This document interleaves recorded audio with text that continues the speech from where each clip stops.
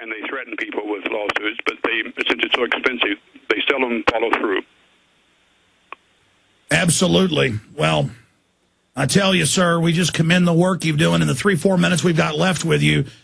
Any other key points that you want to get across to the audience? And well, I have one more question before we plug Cryptome.org and have people support it. So you agree with me? I mean, obviously you're doing the research, so you already know the facts. I mean, they're openly floating the idea of shutting down freedom on the web and having a few thousand websites you can visit under Internet 2.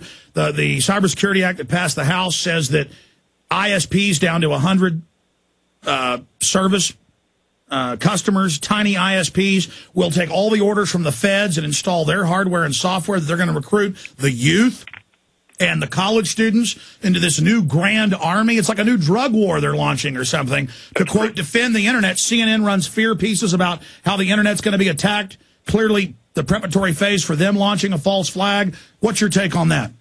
Well, it's coming in, and at the risk of being my favorite term, a conspiracy nut, I think that you cannot be paranoid enough about what the government is doing, and they always make fun of it to try to demean it, but I say that we're not nearly suspicious enough.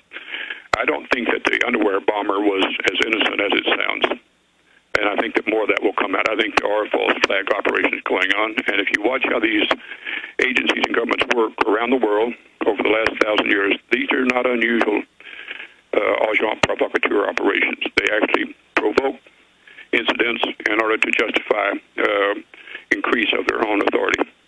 You're a fellow Texan, I just learned. We're proud and other great Texans out there. Well, I miss it a lot. I wish I was still down there, but I'm not. Grew up in Odessa. How much of your time do you spend on this versus architecture?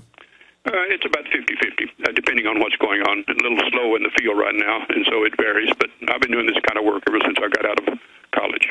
What got you into this?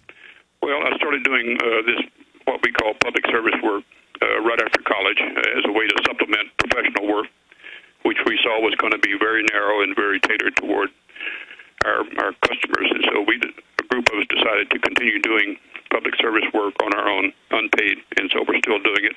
And that's now some 40 years later. So we've been doing it a long time, long before Cryptome came along. How do we support Cryptome.org? Well, one is read it, use it as a resource. That's what it's there for. And we happen to offer some DVDs of the collection, but it's strictly, if you want it for your own, it's a wide open site. Everything that's on the DVD is on the site, and so it's no access charges. And so we get some money through the DVDs, but basically it's paid for by our architectural firm. But it's good to have a hard copy, so everybody should buy these DVDs. And I know a lot of people are mirroring and copying and posting doppelgangers of your site everywhere. And I think this has been a crushing defeat for Microsoft, though. I think it's safe to say, do you agree this is blown up in their face? Yeah. I don't think they expected this. In fact, they said that. They did not expect it to happen. That is, they didn't expect the big backlash. That's right. All right. Well, John Young, we really appreciate you spending time with us from Cryptome.org, and we'll talk to you again, and thank you for defending freedom. Thank you, Alex. It's always a pleasure. All right. Take care. There he goes.